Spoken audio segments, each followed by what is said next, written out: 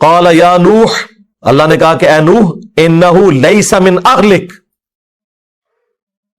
وہ تیرا بیٹا جو تھا وہ تیرے اہل میں سے ہے ہی نہیں ہے. کیوں؟ انہ عمل غیر صالح، اس کے تو کرتوت ہی برے لوگوں والے تھے. تو میرا وعدہ تو تھا تیرے اہل میں سے جو لوگ ایمان لانے والے ہیں. فلا تسألنی ما لیس لک بہ علم، تو دیکھ مجھ سے اس چیز کا سوال مت کر جس کے بارے میں تجھے علم نہیں ہے.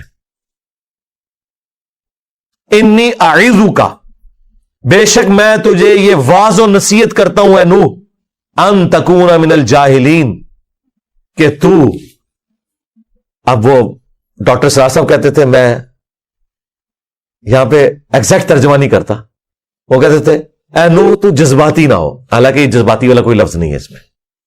اے نوح تم جاہلوں میں شمار نہ ہو جاؤ. یہ بات کر کے واقعی کلیئر کٹ ہے، ہمیں بھی نظر آ رہا ہے، اور میں تمہیں نصیحت کر رہا ہوں. اور جو سب سے خطرناک بات ہے نا اس میں، وہ یہ ہے کہ تم اس چیز کا سوال مجھ سے نہ کرو جس کے بارے میں تمہارے پاس علم نہیں ہے. اس جملے کا مطلب کیا ہے؟ علم تو ہے ان کے پاس، علم تو تھا نا کہ اہل ایمان میں سے وہ بچائے جائیں گے، آپ کے اہل میں سے جو ایمان لے آئیں گے دوسرے غرق ہو جائیں گے. تو اس کا علم کیا نوح علیہ السلام کو نہیں تھا؟ ہم سن چکے، پہلے وہی ہو چکی تھی. یہ کس علم کی بات ہو رہی ہے کہ مجھ سے اس چیز کا سوال مت کر جس کے بارے میں تیرے پاس علم نہیں ہے. یہ کون سا علم ہے؟ مسئلہ تقدیر. یہ ہے تقدیر. تقدیر کے اوپر ایمان لانا یہ واجب ہے. یہ اللہ کی ڈیسٹنی میں مقرر تھا کہ اس کا انجام یہ ہونے والا ہے. اب یہ کیوں ہونے والا ہے وہ اللہ تعالیٰ پابند نہیں کسی بندے کے سامنے جسٹیفائی کرے اس کو کہ یہ اللہ نے کیوں ڈیسیژن کیا کہ اتنے لوگ جنت میں جائیں گے اتنے جہنم میں. ہماری تو خواہش یہ ہے کہ ساری جنت میں چلے جاتے. یہ اللہ کا ڈیوائن پلان ہے. یہ بہت خطرناک معاملہ ہے. جس چیز کا تیرے پاس علم نہیں، یعنی یہ میرے پلان کا حصہ ہے کہ کس کی تقدیر میں جہنم لکھی ہے اور کس کی تقدیر میں جنت. اور وہ جسٹیفائی بھی ہے. یہ نہ سمجھیے گا کہ اللہ تعالیٰ نے کوئی زبردستی کی ہوئی ہے کسی کے ساتھ. وہ انسان خود کماتا ہے. لیکن بہرحال یہ اللہ کا ڈیوائن پلان ہے. کتنی حیران کن بات ہے کہ نبی کے جسم کا ٹکڑا ہے اور جہنم میں جا رہا ہے. یہ ہے اصل چیز. اور مولانا ساق صاحب کہتے تھے یار خام خواہ تم لوگوں نے جھگڑا بنایا ہوا ہے. آپ پتہ نا شیعہ اور بریلوی جھگڑا کرتے ہیں اہل حدیث کے ساتھ کہ حضرت ابراہیم علیہ السلام کے وہ والد نہیں تھے، وہ ابھی تھے. جی پیغمبر کا باپ کس طرح کافر ہو جاتا ہے. مولانا ساق صاحب تو بعض کا ایسا چھکا مارتے تھے وہ پلانٹ ارتھ سے باہر جاتا تھا. انہوں نے کہا چھڑ دو، ابراہیم دا پیو، ابراہیم دا پیو تو نبی نہیں نا. نبی کا جو اپنا حصہ ہے اگر وہ کافر ہو سکتا ہے جو اس کے جسم کا ٹکڑا ہے. نبی تو کسی کے جسم کا ٹکڑا ہے نا، جو نبی کے جسم کا ٹکڑا ہے. جس طرح بخاری مسلم میں حدیث ہے فاطمہ میرے جگر کا ٹکڑا ہے. اگر نبی کے اپنے جسم کا ٹکڑا کافر ہو سکتا ہے تو اگر کوئی ابراہیم علیہ السلام کے باپ کو کافر مانتا ہے تو یہ کوئی گستاخی والا معاملہ نہیں ہے. بڑا بڑا چکا مارا انہوں نے. ٹھیک ہے، ہم بس ان بحثوں میں پڑھنے کے لیے تیار ہیں کہ جی بس ہم یہ بھی کسی کی کوئی تقدیس کا مسئلہ بن گیا ہے، کسی کی عزت کم ہو گئی ہے، کسی کی شان میں گستاخی ہو رہی ہے.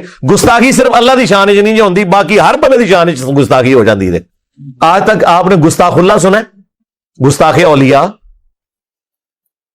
گستاخ صحابہ، گستاخ اہل بیت، گستاخ رسول.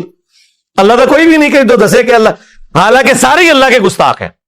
جب یہ لوگ پیغمبروں کے بارے میں غلو کرتے ہیں، جھوٹے اولیاء کا دفاع کرتے ہیں اور سچے اولیاء کے بارے میں غلو کرتے ہیں، صحابہ اور اہل بیت کے بارے میں غلو کرتے ہیں اور انہیں آلموسٹ منی گاڈ بنا دیتے ہیں، تو یہ اللہ کی گستاخی کر رہے ہوتے ہیں. چونکہ یہ سب خود اللہ کے گستاخ ہیں، انہیں اللہ کی گستاخی کبھی نظر ہی نہیں آنی کیونکہ یہ خود کر رہے ہیں نا. اور اللہ تعالیٰ اپنے معاملات کے اندر کتنا سخت ہے. اے نوح میں تجھے نصیحت کرتا ہوں کہ تو جاہلوں میں شمار نہ ہو. قال رب انی اعوذ بک ان اسألک ما لیس لی بہ علم.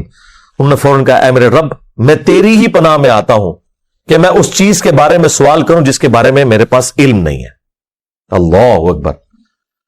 وَإِلَّا تَغْفِرْ لِي وَتَرْحَمْنِي، اور اگر تو نے مجھے معاف نہ کیا، مجھ پر رحم نہ فرمایا، اکم من الخاسرین، تو میں بھی خسارہ پانے والوں میں ہو جاؤں گا.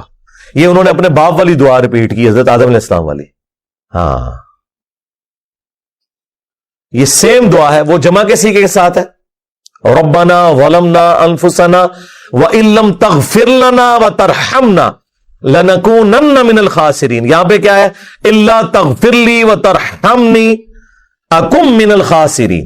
یہ وہی دعا ریپیٹ کی انہوں نے کہا جی ابا جی یہ دعا کر کے اللہ تعالیٰ سے معافی مانگ چکے ہیں، میں بھی ابا جی کی سنت پہ عمل کر کے انہی الفاظ میں دعا کروں تو قبول ہو.